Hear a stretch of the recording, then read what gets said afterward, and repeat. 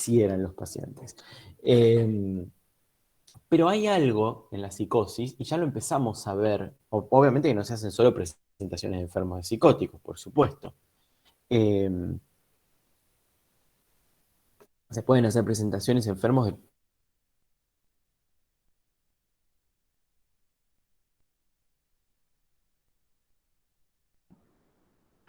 ¿Se tildó, chicos?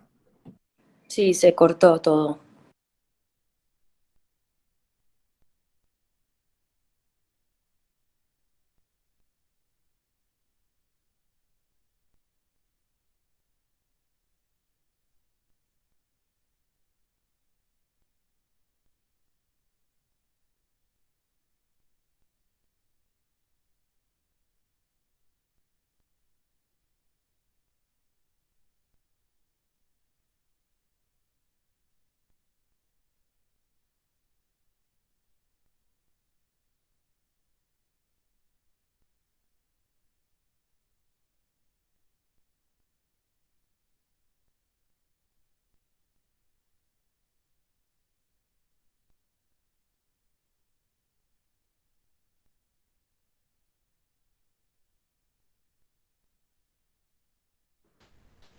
Yo también iba a decir.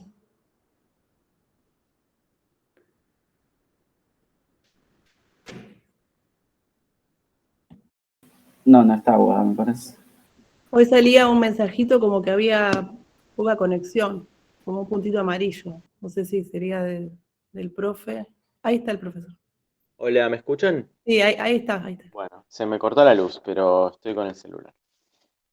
Eh, Bien, el show debe continuar, sigamos.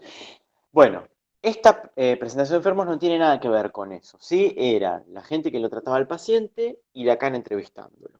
Bueno, cuéntenme, preséntenme al paciente. ¿Quién es? ¿Qué edad tiene? Todo esto que ustedes aprendieron a hacer con el primer informe. GL, 26 años. Creo que GL era un apodo que se Sí, se inventó. llama, sí, en un momento dicen que se llama Gerard, ¿no? Parece que L es el apellido y la G es de Gerard. Y bueno, No llevado recuerdo donde si es está. el nombre, pero bueno. Llevado donde está por un intento de suicidio. Bien, tiene 26 años y está internado y la causa del internado, es muy importante señalar que está internado, ¿sí? No es un paciente de una admisión como las entrevistas que les había transmitido yo, no es un paciente que vaya a pedir un tratamiento, es un paciente que está internado y como dice bien Nazareno, está internado eh, por un intento de suicidio. Eh, ¿Cuánto hace que está internado?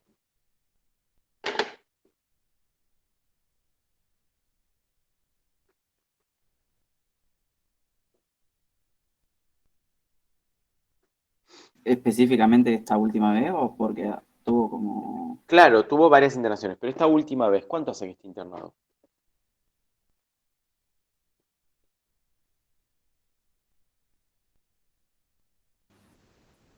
Un año y 2 meses más o menos puede ser. Más o menos un año y 2 meses, un montón de tiempo. Fíjense que en la ley de salud mental dice que, la ley de salud mental nuestra de ahora, ¿no? Esto estamos hablando de los 70 en Francia, pero esa ley dice que debe estar internado el menor tiempo posible el paciente. Bueno, este paciente hace un año y pico que está internado porque se quiso suicidar. ¿Cuál Profe, fue además, pareciera, ay, perdón, tengo la sí, voz hecha miércoles. Pareciera que tuvo incluso electroshock, aclara la cantidad como de sesiones de electroshock es cierto, fue en la última tratado muy internación. bien, con terapia electroconvulsiva, ¿no? Fue tratada con sesiones de electroshock, es decir, que terapéuticamente se trataron un montón de cosas, tengan en cuenta que no estaban los mismos fármacos que hay ahora. Eh, y sin embargo, parece que algo para los que lo trataban no funcionaba, porque por eso lo llaman a Lacan para que le haga una entrevista, ¿sí? Algo no les cerraba, algo no andaba bien en el tratamiento. Un año y pico de internación es un montón de tiempo. Bueno, ¿qué lo llevó a intentar suicidarse al paciente? Vamos a ver, empecemos por la coyuntura que lo lleva a la internación. ¿Qué lo lleva al paciente a intentar matarse?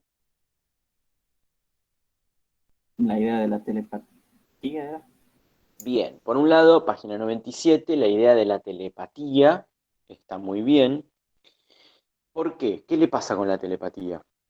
Que Sí, todo el mundo todo el conocía mundo, sus pensamientos. claro, eso iba a decir. Bien, él era telépata emisor. Eso quiere decir que los demás, los telépatas receptores, podían descubrir su pensamiento. Una cosa totalmente horrible para cualquiera, ¿no? Nosotros teníamos igual un paciente que tenía algo parecido. Vimos algo así.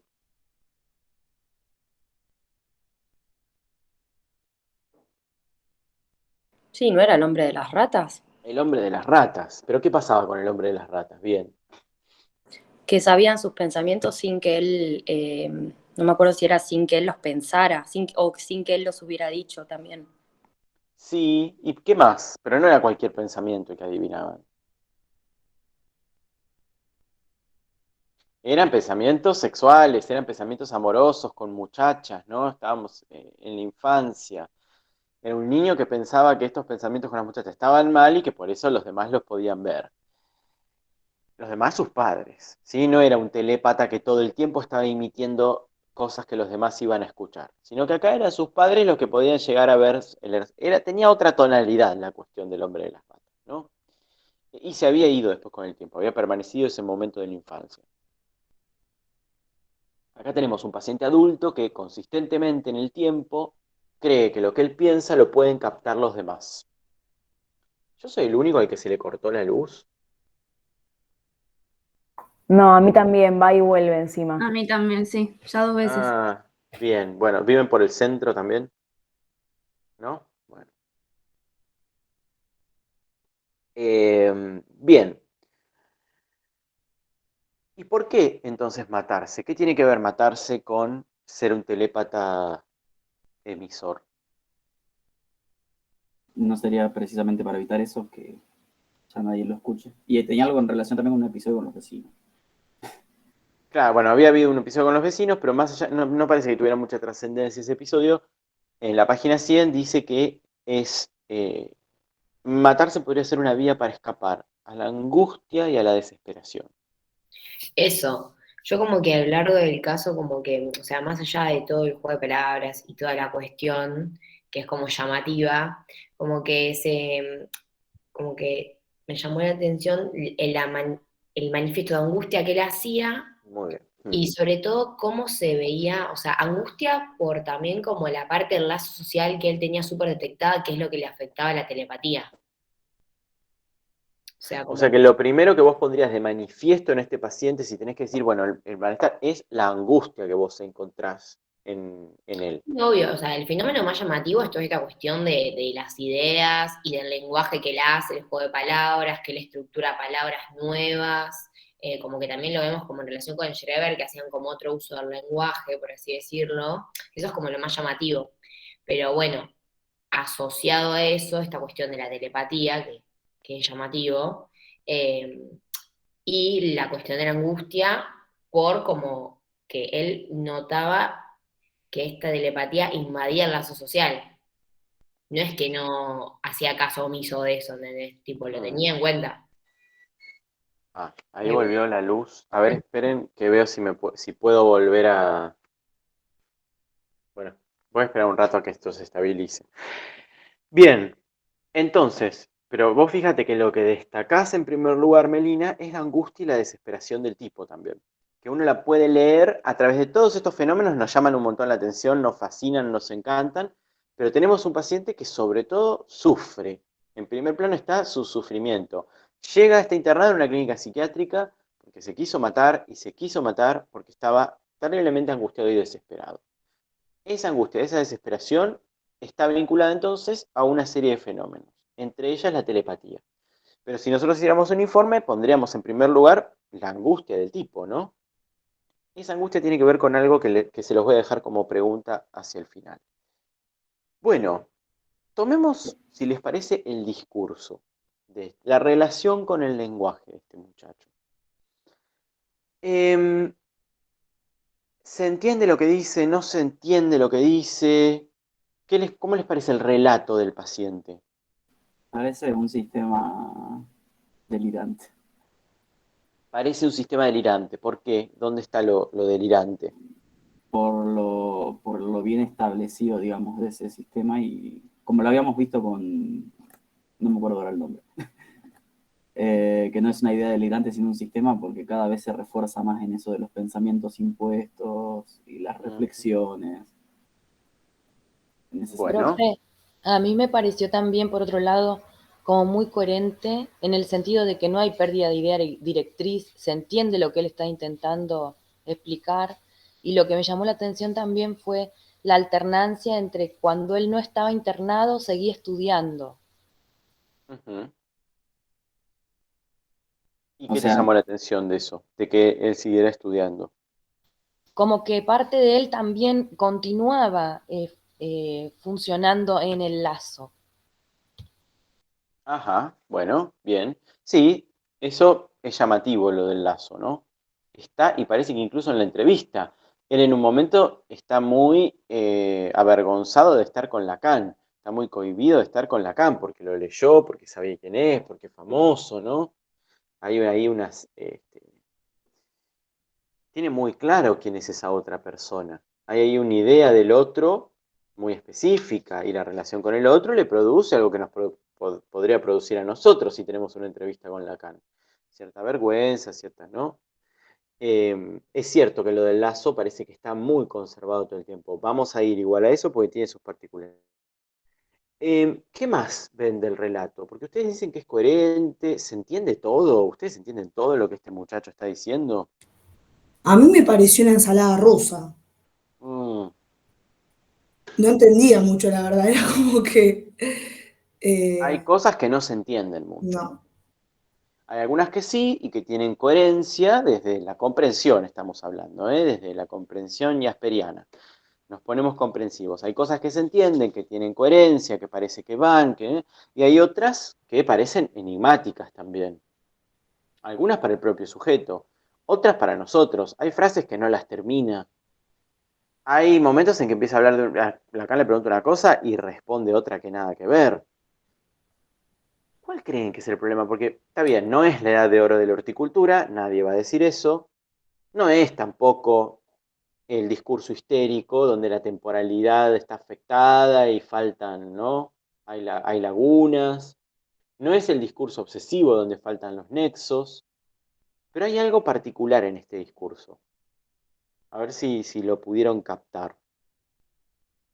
A mí particularmente me pasó que, o sea, no sé si es que yo no entiendo la idea o lo entendí así, es que yo no hallé una idea directriz en el relato del paciente.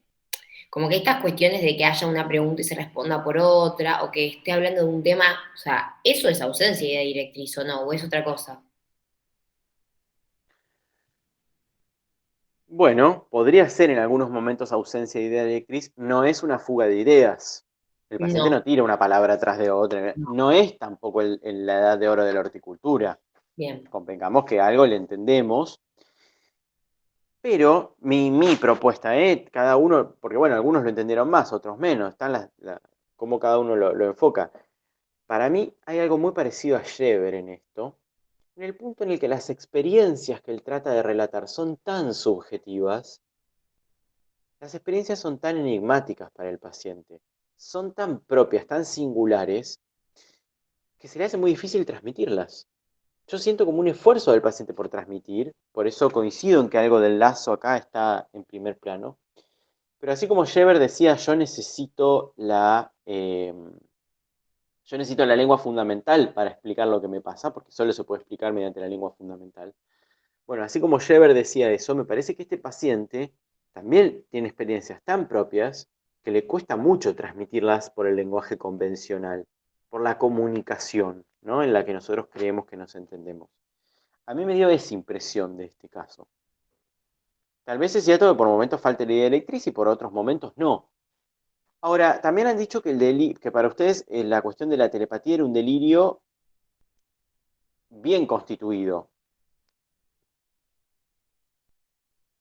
¿Qué piensa el resto de eso? ¿Qué piensan de eso?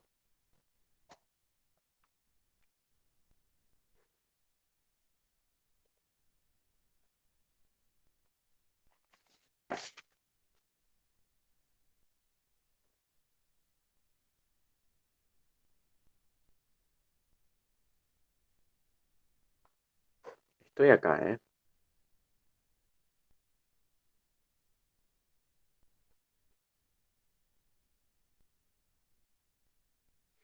¿Es un delirio bien constituido? ¿Son ideas delirantes sueltas? Parece bien constituido, como dije yo, parece un sistema delirante. A ver, ¿cuál sería el sistema delirante para vos?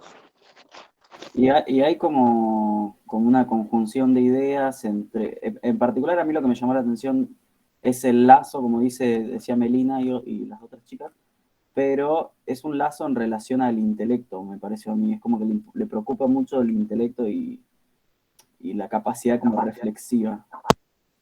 Entonces siempre como que hay una relación entre los pensamientos impuestos, su propia reflexión. Se abandonó la reunión. ¿O está ahí, profe?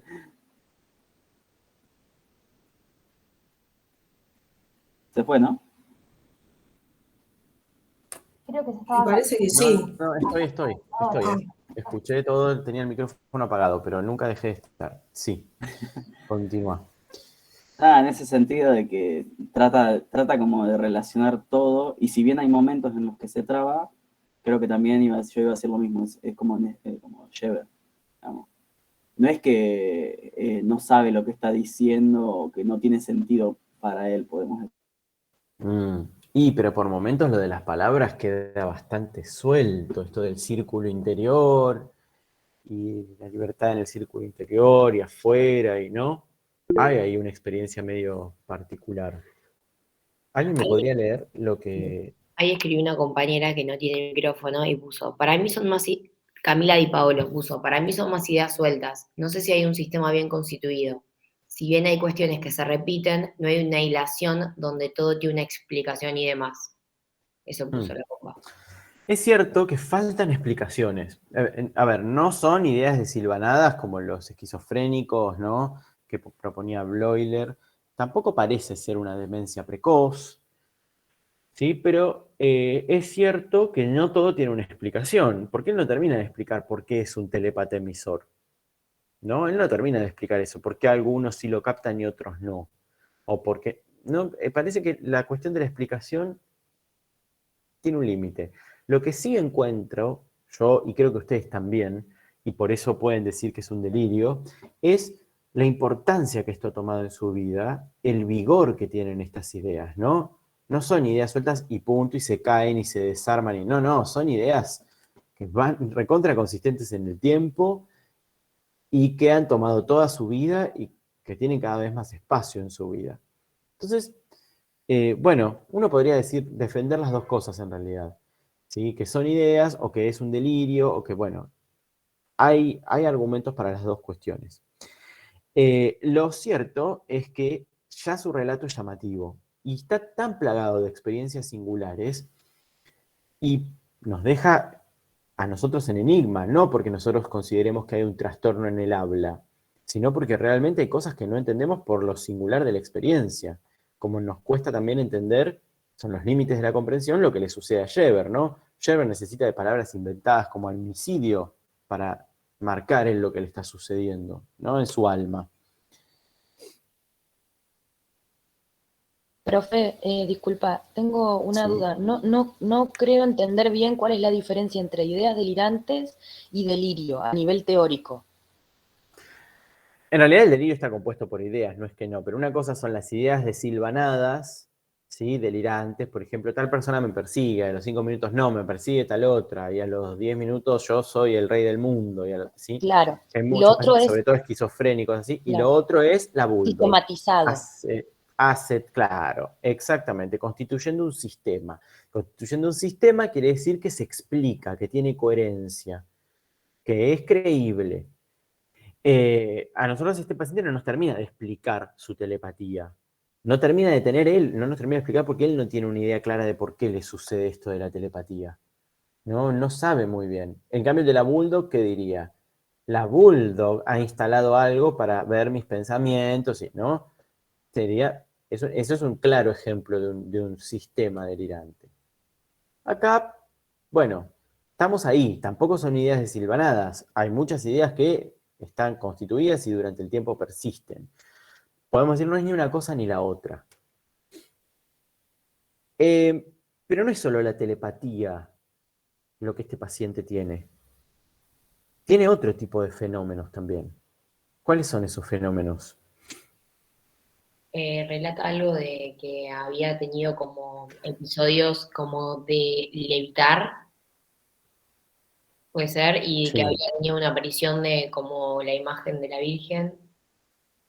Ahí es cuando como que en el relato como que hace insistencia, como decía Sereno, en la parte de la inteligencia y como en la belleza, en la cual él como hace hincapié en los otros, y como que en la imagen de la Virgen había visto así como extrema belleza y rasgos que resalta. Bien, pero hay un fenómeno más llamativo Yo me acuerdo de que dice que que la hay dos, telepatía. como que tiene dos mundos, hay un mundo imaginario, uno real, como que en el imaginario tiene más coherencia, todos sus Ajá. pensamientos, pero como que también necesita del real para expresarlo, una cosa así decía. Vivo en una especie de sueño, dice en un momento, ¿no? Vivo en una especie de sueño. Necesita el mundo real para expresarlo, pero las experiencias que él está viviendo las vive en otro mundo. ¿Y qué podemos decir de esto? ¿A qué nos suena este otro mundo en el que él vive?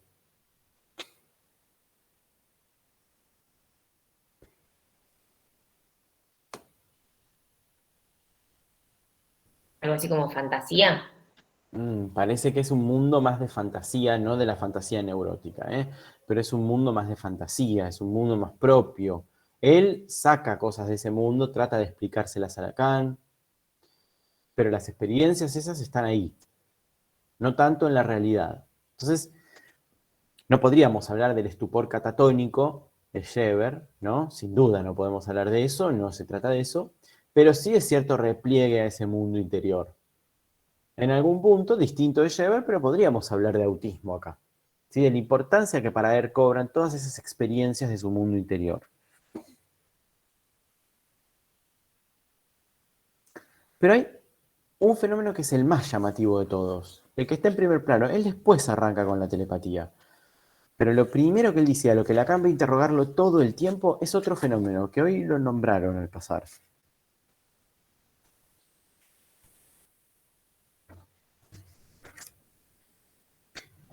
A este chico se le imponen palabras todo el tiempo.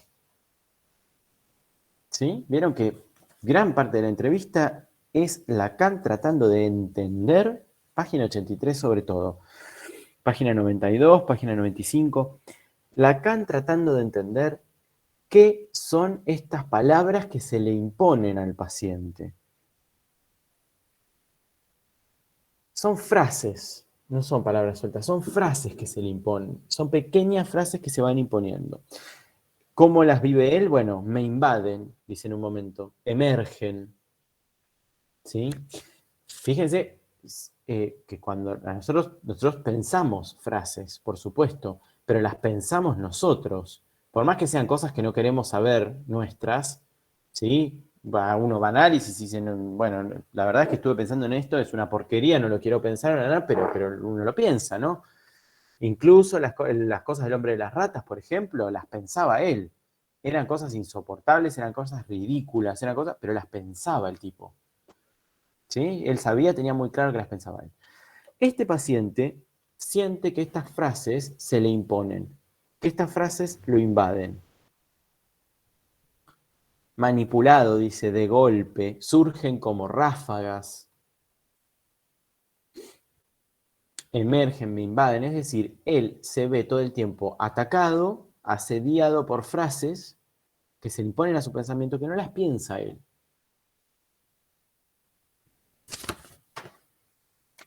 ¿Cuáles son esas frases? A ver si encontraron ejemplos.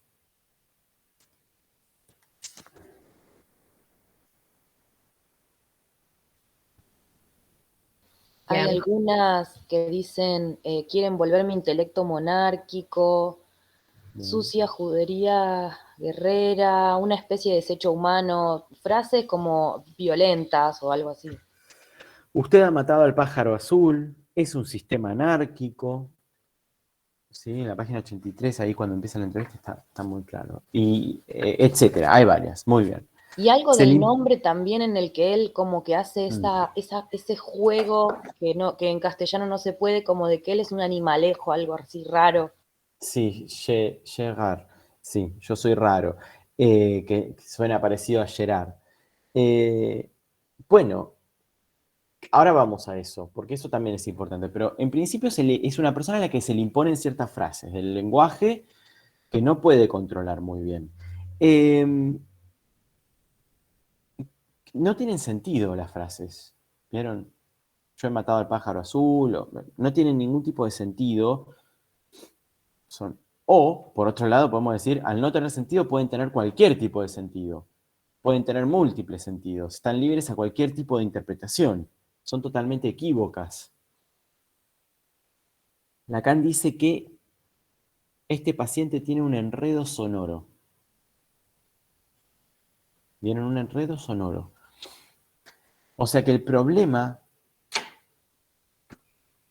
no es como en el neurótico, lo que el neurótico piensa, el sentido de lo que piensa, ¿no? Fíjense en El hombre de las ratas. El sentido de si hago tal cosa, a mi padre le pasará tal otra. El problema acá tiene que ver con el significante mismo, con la materialidad del lenguaje. Lo que aparece es una serie un encadenamiento de significantes que no tiene ningún sentido. Tiene que ver más bien con el sonido, incluso podríamos decir, de las frases. Profe, pero También en algún momento, sí. en cierta forma algunas, bueno, por ahí es una explicación. Tu internet es muy malo hoy. Te cortaste. Sí, que le da una explicación a alguna de esas cosas, eso decía. Bien, ahora vamos a eso, exactamente. Pero lo primero, antes de cualquier explicación, es una frase con una serie de palabras que no tiene ningún sentido y que se impone. Es muy importante esto, ver que se impone. Recuerden que en el neurótico obsesivo, por ejemplo, también lo asedian estas representaciones obsesivas, pero sin embargo, para el neurótico obsesivo son propias. En cambio, para este paciente no son propias. Para este paciente aparecen y lo invaden, ¿sí? Este enredo sonoro lo invade. Entonces ahí viene lo que decían hoy, algo de lo que dijo Juliana, lo que dice Nazareno, algo de lo que dijo Melina hoy. Viene otra serie de fenómenos diferentes, esto es muy importante que ustedes lo capten, otra serie de fenómenos distintos, un segundo tipo de fenómenos, entre los cuales está esta actividad propia de él de hacer algo con las frases que se le imponen. Es decir, las frases se imponen primero. Pero después, a la frase impuesta, esto lo tiene en la página 83, ¿sí? No tiene ningún significado racional en el lenguaje habitual, se imponen en mi cerebro. Está claro que no son de él. Hay una división entre una frase impuesta, dice él, y una frase mía, una frase reflexiva.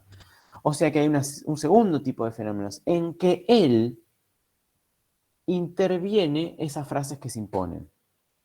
Ya sea encontrándole significado, ya sea transformándolas, ¿sí? Cuando él dice frase reflexiva se refiere a eso. Ideas, acciones que explican esa frase impuesta inicial. Acá dice que tiende a compensar el nivel de las frases impuestas. Muy bien, exactamente. Tiendo a compensar, dice él. Muy bien. Fíjense que ahí ya hay una actividad de él. Eso no se le impone, ¿eh? Eso lo hace él.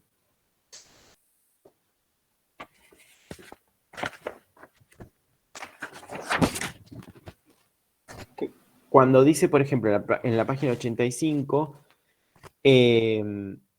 dice, el sueño, el mundo construido por la imaginación, donde encuentro el centro de mí mismo, no tiene nada que ver con el mundo real porque es mi mundo imaginario. El mundo en que creo yo a nivel del discurso, ocupo el centro. Tiendo a crear una especie de mini teatro donde sería una especie de escenógrafo, al mismo tiempo creador y escenógrafo. ¿Sí? Entonces él, con estas frases que se imponen, hace algo, hace un mini teatro. Inventa, les crea significados, las corta para, ¿sí? Para hacer juegos de palabras. Todo eso lo hace él.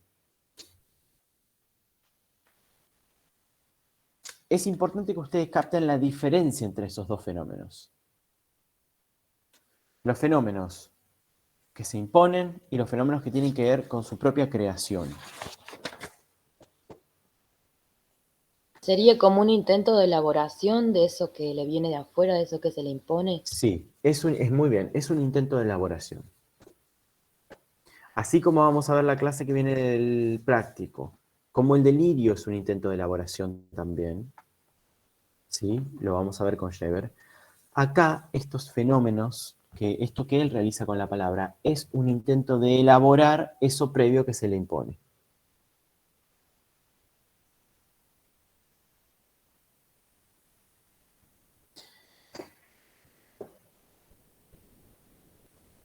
¿Y la telepatía, dónde la ubicarían?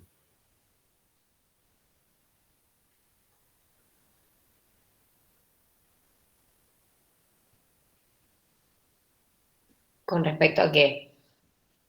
A estos dos tipos de fenómenos. Los que se imponen, por un lado, primeros, y los que él puede elaborar por otro lado. No, yo como los que se imponen.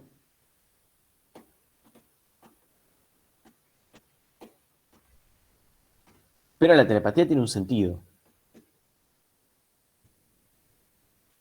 ¿Hay alguien que opine lo contrario? Puede ser un intento justamente de elaborar o de usarlo como idea sustento de lo que le pasa. Puede ser que lo que a él le pasa es que piense que otros perciben su pensamiento y a partir de ahí elabore la cuestión de la telepatía, por ejemplo. Pero ven que nosotros podemos hacer la división bastante tajante en la cuestión de las palabras, pero hay un fenómeno como la telepatía donde no es tan fácil ver si es algo que se impone o si es algo que él crea. En la telepatía no está sencillo ver cuál es la, y esta es una palabra importante, atribución subjetiva del fenómeno.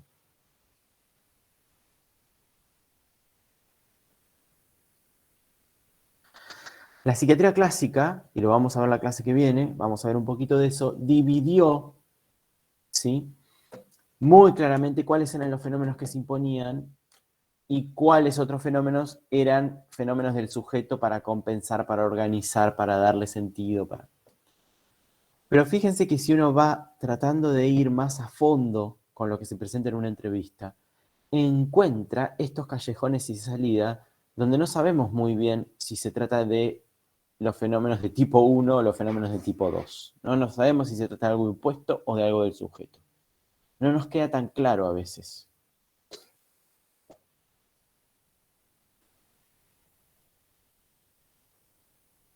¿Y es depende del sujeto o es como algo general el tema de como el no saber como el grado de atribución subjetiva?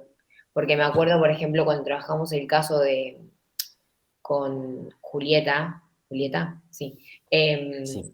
de la mujer que escuchaba voces, digo, más allá de ubicarlo en esta posición de psicosis o neurosis, como digo, había ahí una atribución reclara de que eran voces que se le imponían, que venían de afuera. Entonces digo, depende de cada sujeto. Sí, depende de cada sujeto. Y depende de cada sujeto, pero vamos a ver que la atribución subjetiva es un dato importante para pensar lo que vamos a llamar fenómenos elementales. Pero esta idea de la psiquiatría, de que hay fenómenos que vienen primero y otros que vienen después, más complejos, a explicar esos primeros, un poco se desmorona con el pensamiento de Lacan. Vamos a ver por qué. Lo vamos a ver la vez que viene, ¿sí? Vamos a ver por qué. Les cambio de tema. ¿Qué le sucede en el cuerpo al paciente este? ¿Cómo es su perspectiva de su cuerpo?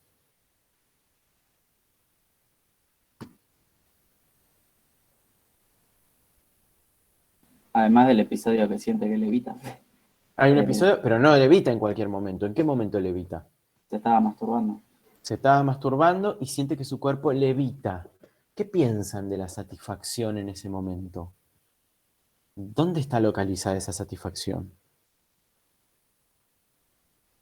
Sí, como, perdón, profe, como en el propio cuerpo, o sea, como que a mí justo relacionado a eso, me había parecido, lo leí hace unos días, lo tengo medio así nomás, pero como que habla todo el tiempo de que todos lo aman, de que su belleza, como que tiene algo medio ahí con él mismo, con un amor propio. Bien, con un amor propio, es cierto, cierta grandeza, podríamos decir, ¿no? Cierta, no es que no es la mujer de Dios, pero tiene